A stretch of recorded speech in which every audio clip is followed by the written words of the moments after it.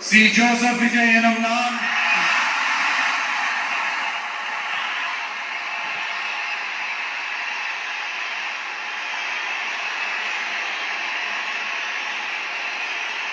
சட்டப்படி அமைக்கப்பெற்ற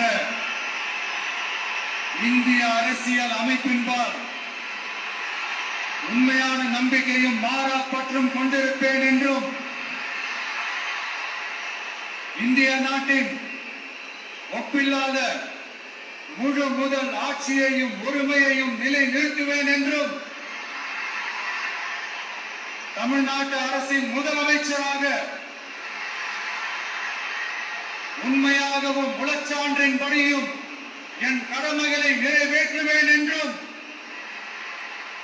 அரசியல் அமைப்பிற்கும் சட்டத்திற்கும் இணங்க அச்சமும் ஒருதலை சார்பும் இன்றி விருப்பு வெறுப்பை விலக்கி பலதரப்பட்ட மக்கள் அனைவருக்கும் நேர்மையானதை செய்வேன் என்றும் ஆண்டவன் மீது ஆணையிட்டு உறுதிமொழிகிறேன்.